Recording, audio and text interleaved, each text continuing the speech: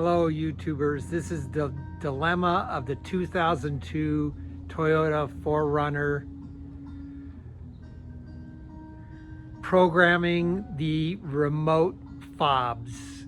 Mine just kept getting worse and worse, and I had to hit it multiple times. So I ordered two off of Amazon, about 20 bucks. And no matter what I tried, I couldn't program it. So I spent about 5-6 hours and finally came up with a semi way to program them, and this is what I did. First of all,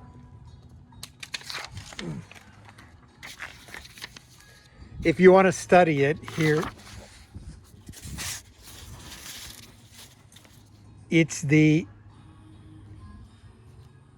F30/F35 OEM keyless entry system. And this is the procedure that I used.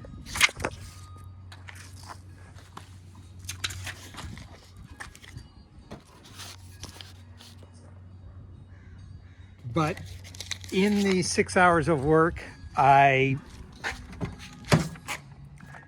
had a button right up here, and the alarm system is down under the dash behind this. So I removed this, and when I removed this, there was a little kind of button with a button broken off there and two brown wires going to it.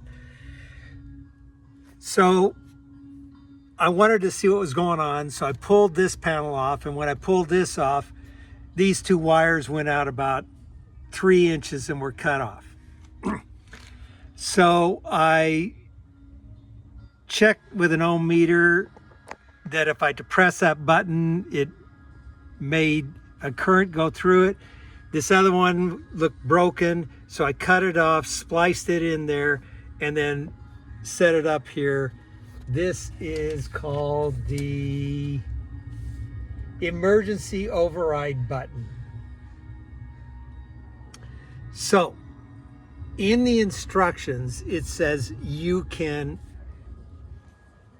put the key, open the door, put the key in the ignition, turn it on, depress this button for 15 seconds, then the horn will, or alarm will go 3 beeps, and then you can just hit your lock button on the new remote and it should program it.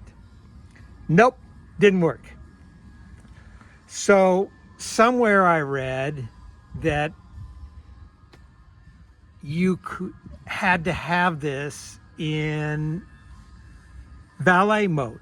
So valet mode, you put your key in and you cycle it 3 times to on, off in 5 seconds. And this light will start flashing 3 times. So I had the light flashing 3 times. I put the key in, turned it on with the door open, and I depressed this for 15 seconds, and these lights went out. Then I pressed the remote. Nope, didn't work. So the only solution, I've tried at least 4 or 5 techniques with the valet mode on and with it off. Now in the instruction books, it doesn't say you have to have the valet mode on, but somewhere I read, somewhere along the line, you had to have the valet mode on. So the only technique that worked for me was to unlock all the doors. Now this door over here, this lock, wants to stay down. It doesn't want to go up and down. So I manually opened it up. Then you open the driver's door. You put the ignition key in and out 1 time. You do not turn it on. You take your key, go outside, you turn it forward to lock it, and back 5 times. So when you're all done, after the 5th one, your door lock should be open. Then you open and close the door 1 time. Then you do 5 times again, going forward, lock, unlock, unlock, unlock, 5 times. Door's got to be open. Then you come in here, you put the key in the ignition, you turn it on, turn it off, turn it on, turn it off, pull the key out. The horn should go off a couple of times, which means it's in program mode. Then you pick up your remote, you depress the lock and the unlock for 1 second. You press it down, and the lock should cycle either once or twice. I don't remember. I don't dare do it again because I got both remotes going, and I will not touch it again for fear that something will malfunction on it. So then you close the door and you no, don't close the door. Then you take your second one, depress the 2 buttons again, and then press the lock button, and the doors should cycle again. Now you close the door and you test both, and they should be working. In my case, I think it, through all the monkeying around I did on it, I think I had programmed some functions on it where it automatically locked and armed itself after 5 seconds of you leaving the truck.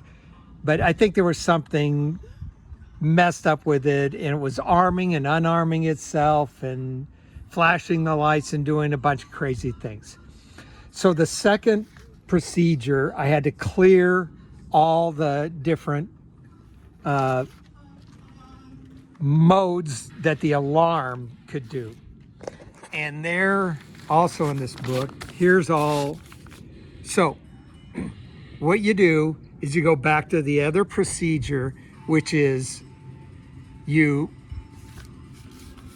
open the door, turn the vehicle ignition on, press and hold the override button for 15 seconds. The horn chirps 3 times, and that indicates it's in the transmitter mode. Then you hit the emergency override button 1 more time, and it puts you in, it chirps 4 times, meaning you're in the keyless option. The first one is lock the ignition, and that's in an on or off. On is when the little light is solidly red right here. This light, your alarm light, is solidly on. That means that the first one is lock the ignition. So I turned it off. By how I turned it off is I unlocked it, which is going to the rear. Going forward locks, going unlocks it. You look and the light should go out. Now, for some reason that light is on. Anyways, to unlock it, again, I don't know how this alarm works. Then to cycle into the next one, you push forward on the lock button on the door, and then I think the alarm or the horn goes twice, meaning you're in number 2, which means delayed door lock. If the light's on, you hit the unlock and that turns the light off. Then you go forward. If the horn goes off 3 times, you're in the extended locks, whichever, I don't even know what that means. Lock duration, 5 seconds or 0.6. Great. Great, that makes a lot of sense.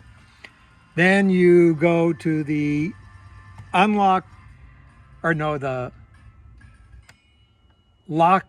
It'll go to 4 beeps, then it's unlock the ignition, on or off. Same thing with a light. You go to the forward to the lock again, forward. That'll get you into mode 6, which is the silent choice. By pressing lock or unlock twice, manually lock or unlock, I don't know. I turned everything off. Then you do it for 7. Then to get into option bank 2, you push the button down here again, or wherever your button is. I don't know, it could be over here, it could be here. God only knows where they put it. Could be in the glove compartment, who knows. And your horn will go 5 times. Then you're in the first one. So if your light's on, then you unlock it, turn it off, then you push this forward and the horn beats twice. Now you're in 2, you're in passive arming, and I turned everything off because all I want to do is lock it, unlock it. Now, my original fob worked the rear, but it doesn't work now on the new fobs. And when I tried my old fob, it doesn't work. So let's see. I locked the doors, and now with the door open, it's beeping, which means it's armed. Let's see if I can unlock it. So we are going to unlock it.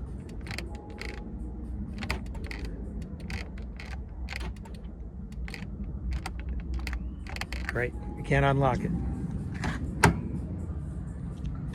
Well, that's always good.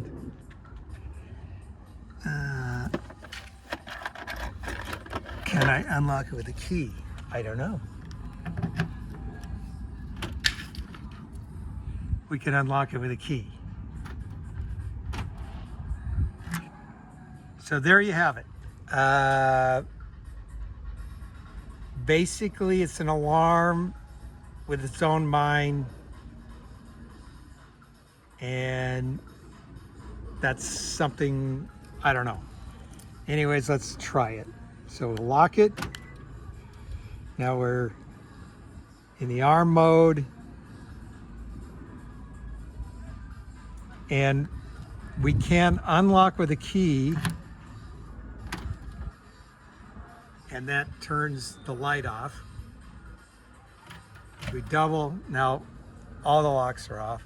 I can also arm it with a key. I can unarm it with the fob, double it, opens both, or lock it. And there we are. But apparently, if I arm it, if I lock it from here,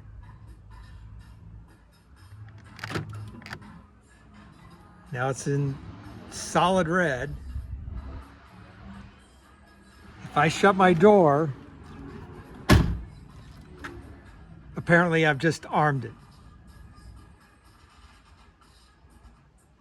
And so there's no way to manually lock this truck without actually arming it, I guess. So again, that's what I had to do with 5 or 6 hours. Again, there's your procedures. I'm making 10 copies and putting them all over the truck. But I bought this off the original owner with 200,000 miles. I have 330,000.